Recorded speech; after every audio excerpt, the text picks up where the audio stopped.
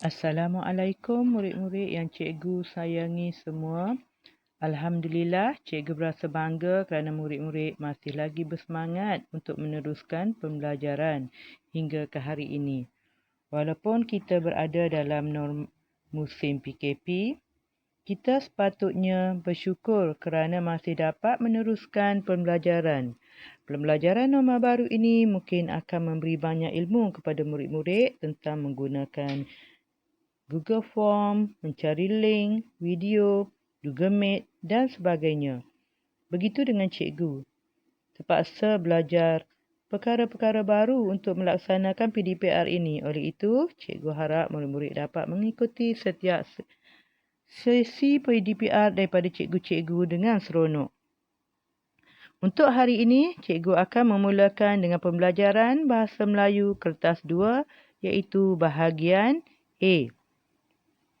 Cikgu harap murid-murid masih lagi ingat apa yang telah kita pelajari sebelum ini. Dalam bahagian A ini, murid-murid perlu membina 5 ayat yang lengkap. Berdasarkan gambar, di sini cikgu ingin memberi panduan cara-cara menulis ayat dengan baik. Panduan menulis ayat berdasarkan gambar. Yang pertama, baca arahan dengan teliti dan fahami arahan diberi. Gariskan kata kunci soalan. Kata kunci adalah penunjuk kepada soalan seperti aktiviti atau tempat yang terdapat di dalam gambar. Yang kedua, masa diberi 15 minit sahaja. Murid perlu peruntukkan masa yang cukup supaya tidak membazir masa untuk menjawab kertas bahagian B dan bahagian C pula nanti. Okey, yang ketiga, markah diberi sebanyak 10 markah. 10 markah akan diagihkan, 5 markah untuk isi dan 5 markah untuk bahasa. Keempat, perhatikan gambar diberi dengan teliti. Gambar diberi dalam bentuk gambar tunggal atau gambar bersiri. Yang kelima, bagi gambar tunggal, bulatkan 5 gambar yang akan mewakili 5 ayat. Ini akan memudahkan murid mencari idea untuk menulis ayat yang baik. Yang keenam, cari kata kerja atau aktiviti bagi setiap ayat berdasarkan gambar yang telah diberi. Tulis setiap ayat yang lengkap berdasarkan gambar. Yang ke-8, setelah siap menulis ayat, baca sekali lagi ayat untuk menyemak kesalahan tata bahasa dan tanda baca. Oleh itu, murid-murid perlu beri perhatian terhadap panduan yang telah cikgu tulis ini bagi menulis ayat dengan lebih baik. Seterusnya, cikgu akan fokus kepada gambar tunggal. Gambar tunggal dibahagikan kepada 3, iaitu aktiviti, suasana dan kegunaan. Okey, contoh gambar yang telah cikgu beri, yang A adalah gambar tunggal, manakala B pula adalah gambar bersiri. Sementara gambar C adalah gambar menunjukkan kegunaan, iaitu kegunaan pokok kelapa. Jadi murid-murid boleh melihat 3 aspek yang selalu disoal dalam bahagian A. Untuk menjawab atau menulis ayat supaya lebih mudah difahami oleh murid-murid, cikgu telah memilih untuk menggunakan teknik SAT. S-A-T-H-H. Mungkin ada cikgu-cikgu lain yang menggunakan teknik berlainan, tetapi cikgu mencari cara yang lebih mudah untuk anak-anak murid cikgu memahami cara menulis ayat. Teknik SAT. Yang pertama, S. S adalah siapa, merujuk kepada orang, benda dan haiwan. Sekiranya di dalam gambar tidak terdapat orang, murid-murid boleh menggunakan benda. Atau sekiranya gambar itu menunjukkan haiwan, boleh gunakan haiwan sebagai subjek untuk siapa. Manakala yang kedua adalah A. A adalah aktiviti, rujuk kepada kata kerja atau perbuatan yang terdapat di dalam gambar. T. T adalah tempat, tempat atau lokasi yang terdapat di dalam gambar. Dan yang keempat, H. Hubung, merujuk kepada kata hubung, iaitu untuk, supaya, kerana, sambil dan murid-murid boleh gunakan yang lain-lain yang telah dipelajari berkaitan dengan kata hubung. Yang kelima, H. Huraian. Huraian adalah keterangan gambar yang menunjukkan mengapa sesuatu itu terjadi atau kenapa benda itu dilakukan. Okey, seterusnya lihat gambar yang cikgu maknai ini. Mata memandang gambar dengan teliti untuk mencari idea-idea yang perlu bagi mengumpul maklumat sebelum melakukan penulisan. Seterusnya, bagi soalan berdasarkan gambar tunggal ini, murid-murid perlu membaca arahan dengan teliti, iaitu gambar di bawah menunjukkan suasana di pasaraya. Kata kunci bagi gambar tersebut, suasana di pasar raya. Untuk gambar yang pertama, murid-murid bulatkan gambar yang di hadapan sekali, iaitu dua orang wanita.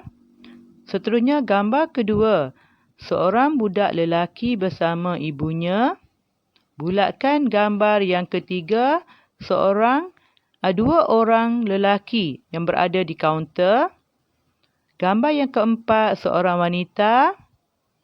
Dan gambar yang kelima, seorang lelaki di hujung gambar sekali.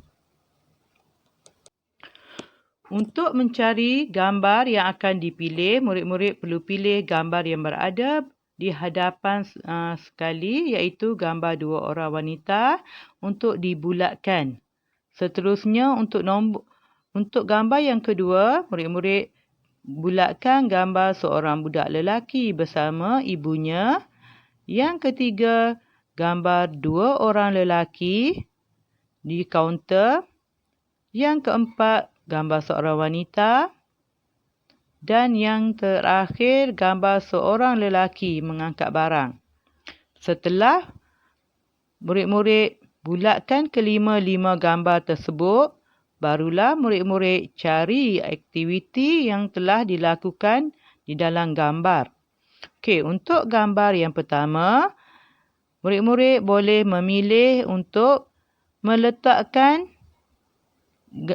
aktiviti membayar dan tentukan siapa di dalam gambar tersebut.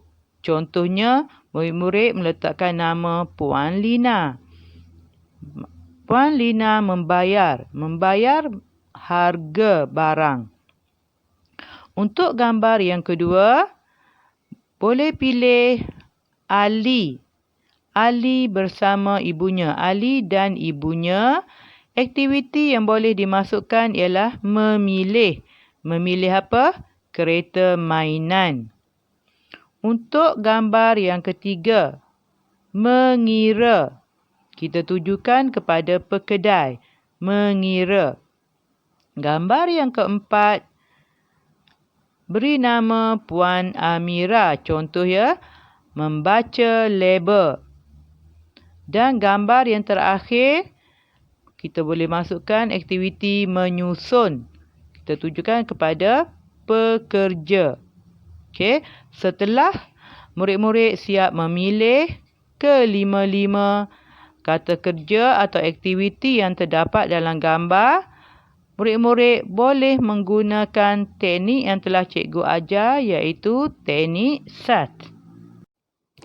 Berdasarkan jadual teknik SAT, iaitu siapa, aktiviti, tempat, kata hubung dan huraian, murid-murid bolehlah mengumpul idea-idea daripada gambar tadi untuk dimasukkan. Iaitu gambar pertama, Puan Lina. Aktiviti yang dilakukan ialah membayar harga. ataupun membayar harga barangan. Tempat pula di kaunter, kata hubung yang digunakan untuk. Huraian iaitu kenapa, untuk dibawa pulang. Bagi gambar yang kedua, kita beri nama Ali dan ibunya. Aktiviti yang dibuat ialah memilih. Memilih kereta mainan. Tempatnya di mana? Pasaraya. Menggunakan kata hubung kerana. Huraiannya adalah ingin membelinya. Untuk yang ketiga, pekedai. Aktivitinya mengira baki wang. Tempat di kaunter. Kata hubung adalah untuk. Huraian diserah kepada pelanggannya. Manakala gambar yang keempat, kita beri nama Puan Amira. Aktiviti yang dilakukan membaca label. Murid-murid boleh juga memasukkan membaca label barang. Di mana tempatnya? Di atas rak. Kata hubung dengan. Huraian teliti. Manakala ayat yang kelima, pekerja. Murid-murid boleh bubuh pekerja pasaraya. Apa yang dilakukan? Menyusun barang. Tempatnya ke atas rak. Kata hubung supaya. Huraian kemas dan tersusun. Berdasarkan jadual yang murid-murid kumpul tadi, terus bina ayat yang lengkap. Murid-murid boleh menambah ayat daripada jadual dengan perkataan-perkataan lain supaya ayat yang dibina nampak lebih gramatis. Okey, ini contoh jawapan yang telah kita kumpul berdasarkan gambar tadi.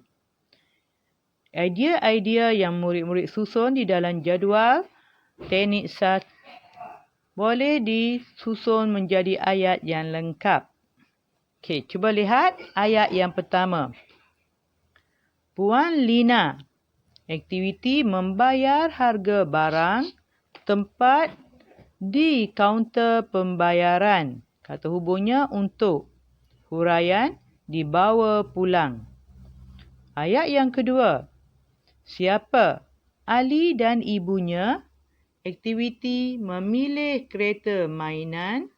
Tempatnya di pasaraya. Kata hubung kerana.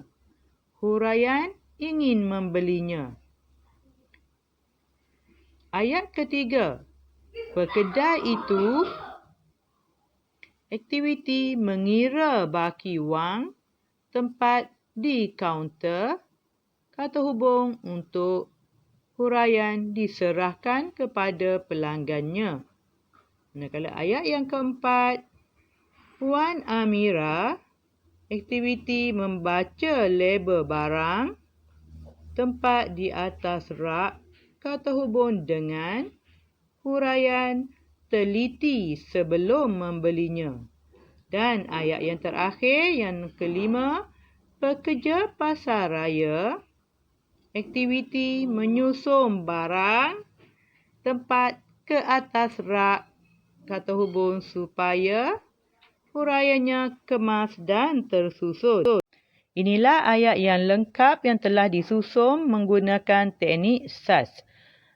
Jadi, setelah selesai menulis ayat, murid-murid perlu menyemak hasil kerja.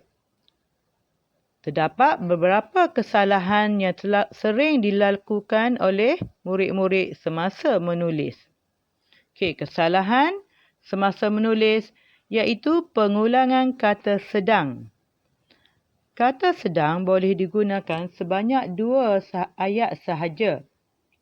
Sekiranya murid-murid menggunakan lebih perkataan sedang di dalam ayat, maka markah akan ditolak. Sedang tidak perlu digunakan sekiranya ayat yang ditulis telah lengkap. Contohnya, Ali membaca buku di ruang tamu untuk mengisi masa lapang. Membaca buku sudah menunjukkan sedang dilakukan. Jadi murid-murid tidak perlu lagi menggunakan perkataan sedang. Yang kedua, tidak menggunakan tanda noktah setelah siap menulis ayat. Murid-murid sering terlupa menggunakan tanda noktah setiap kali selesai menulis satu-satu ayat. Yang ketiga, menulis dalam bentuk cerita. Cerita bersambung atau berkait antara satu ayat dengan ayat yang lain. Contohnya, murid-murid memulakan menulis ayat dengan pada suatu hari. Murid-murid juga menggunakan kemudiannya. Ini menunjukkan cerita itu bersambung. Yang keempat, menggunakan aktiviti yang sama bagi ayat yang lain. Aktiviti atau kata kerja berulang. Contohnya, ayat pertama menggunakan perkataan membayar. Ayat ketiga juga ada menunjukkan aktiviti membayar.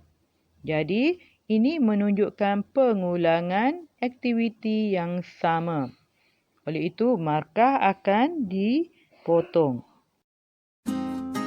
Selamat membuat latihan semua. Terima kasih.